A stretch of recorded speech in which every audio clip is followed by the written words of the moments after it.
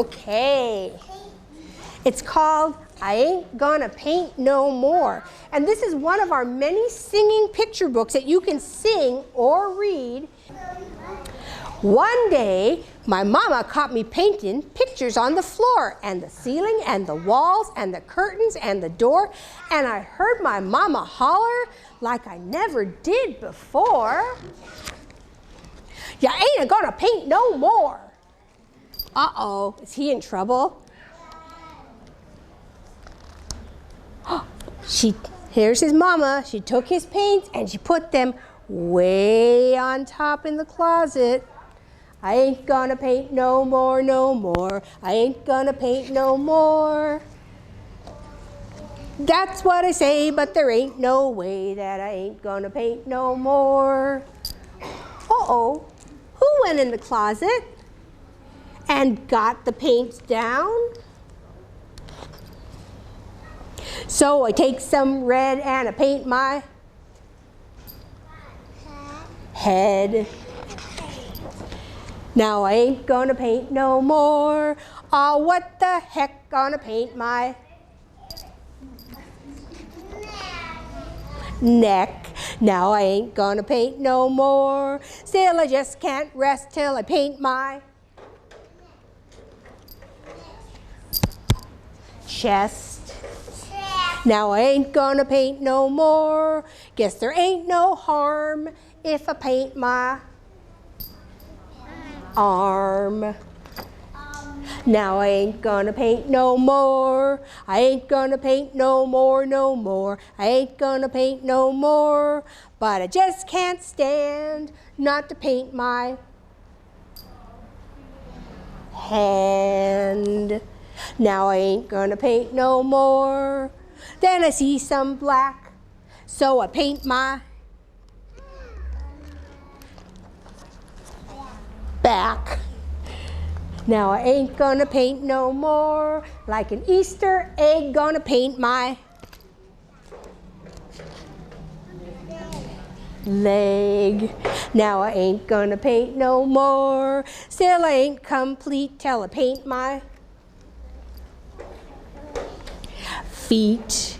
Now I ain't gonna paint no more.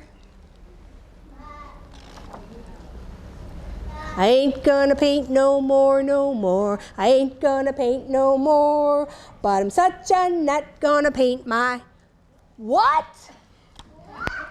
His mama caught him with the paints. What? Y'all don't faint 'cause there ain't no paint, so I ain't gonna faint no more.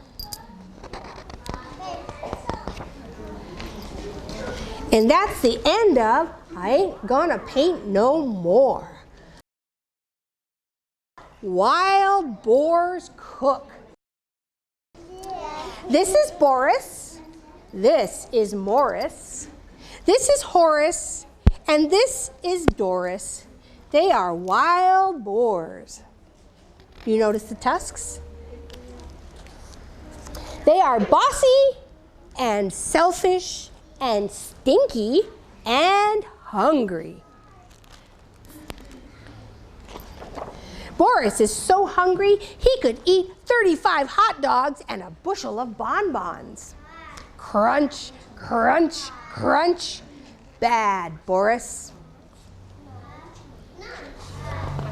Morris is so hungry he could eat a pineapple upside down cake, 10 pickles, and a boot. Munch, munch, munch. Naughty Morris. Horace is so hungry he could eat a pizza as big as the moon. Yum, yum, yum. Horrid Horace. Doris is so hungry she is eating a cookbook.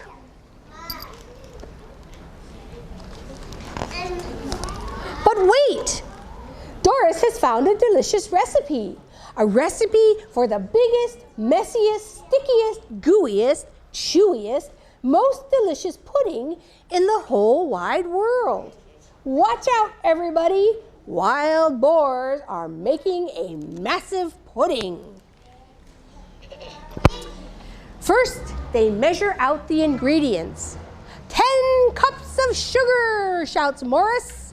500 chocolate-covered chocolates, roars Boris. A gross of donuts, squeals Horace. And lots of broccoli, shrieks Doris. Everybody stops and stares. Broccoli in a massive pudding? Sorry, said Doris. Almost all the ingredients went into a massive pudding bowl. It's too dry, sobbed Boris. It's too small, wailed Morris. I'm hungry, howled Horace. So Doris added 1.5 puddles, a bucket of squishy butter, 26 bananas, and a squid. Then started to whisk briskly. Do you see she's mixing it with her little piggy tail? All the boars joined in. Whisk, whisk, whisk, stir, stir, stir, cook, cook, cook, and out came the most beautiful massive pudding in the whole world. Now, do you think Boris and Morris and Horace and Doris sat with their hands folded and their napkins in their laps? Did they pass the biggest piece to the wild boar on their left? Did they say thank you and chew with their mouths closed? Do you think that's how they eat their massive pudding? Of course not. They gulped and grabbed and smashed and snatched and pushed and prodded and choked and chewed, and they ate that massive pudding in 10 seconds flat. Delicious, moaned Boris. Oops, delightful, groaned Morris. Divine, burped Horace. It was my idea, said Doris. And they all lived happily ever after for 5 whole minutes until I'm still hungry, cried Boris. I'm still starving, wept Morris. Everybody got more than me, howled Horace. Never mind, said Doris. I think I found another recipe. Massive cookie. Massive cookie. Yes. One massive cookie. And that's the story of Wild Boars Cook. My name is Felicia, and I work for 911, and today I'm going to be reading you guys the story of Emery and the Ice Carnival. Easier, okay. In Antarctica, near the South Pole, there's a big celebration that happens every January, the world-famous and very polar Ice Carnival. This year, a lucky group of penguin chicks from nearby Emperor Elementary went on a field trip to visit the Carnival of Ice, so big it extends over 17 fields. See the penguins? Admission is 5 sardines. Emery, the emergency penguin, was on hand to make sure everyone knew how to follow the safety rules. And in case of an accident did happen, Emery also taught the group how to dial 911. The 911 rules: know how, understand exactly how to use the phone and dial 911, know when, only call 911 if there's a real emergency, know where, always know exactly where you are. Do you know the address? When they were prepared, Emery led the chicks on their way past the Great Icicle Gate and on to the Frozen Carnival. Emery waved his feathers in different points of penguin interest, like the Great Frozen Throne Room, the Ice Baby Chamber, and the Big Slippery Slope, which was somewhat scary, but not really all that bad.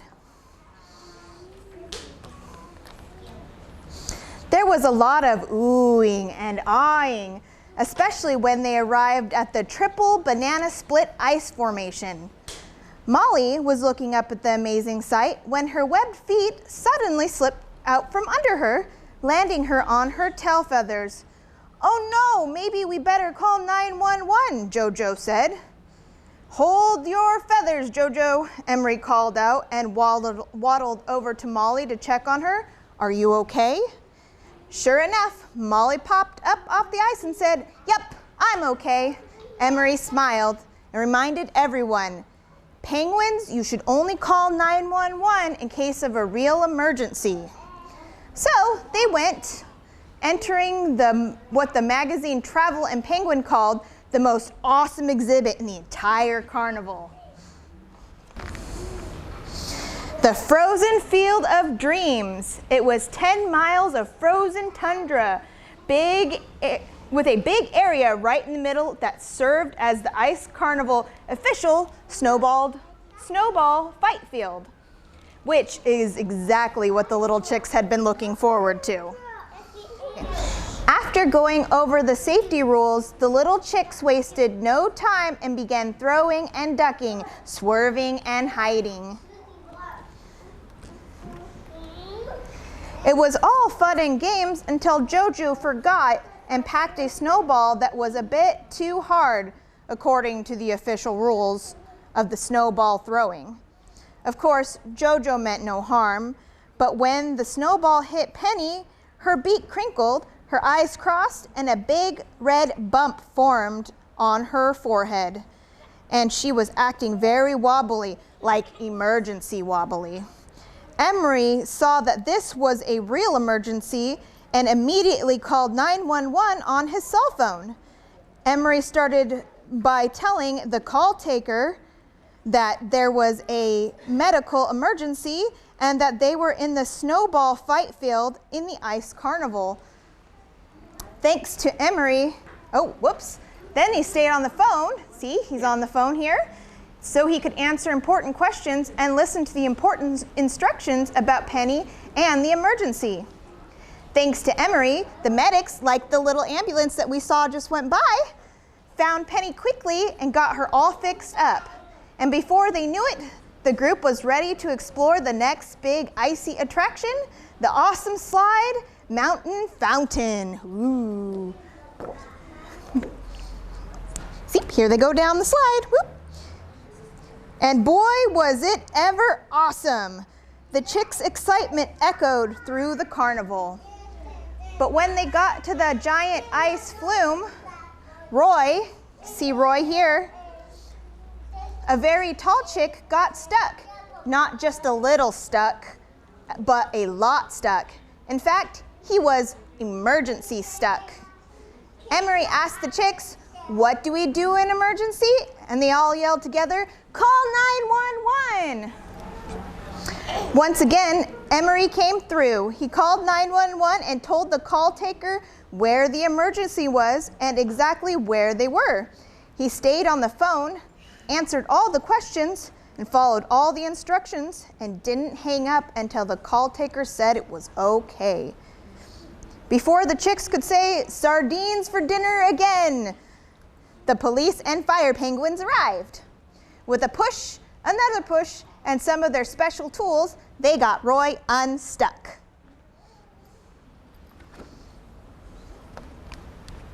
Now it was time for Emery and the chicks to move on to the final, most ultimate carnival attraction, the sheer 1,000-foot iceberg penguin jump.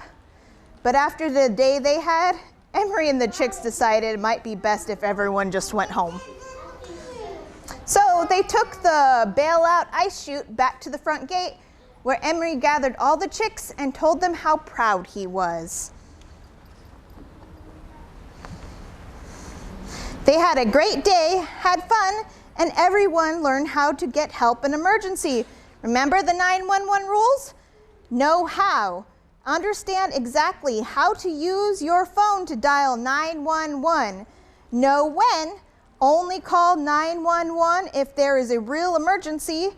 And know where. Always know exactly where you are. And do you know the address? The end, guys.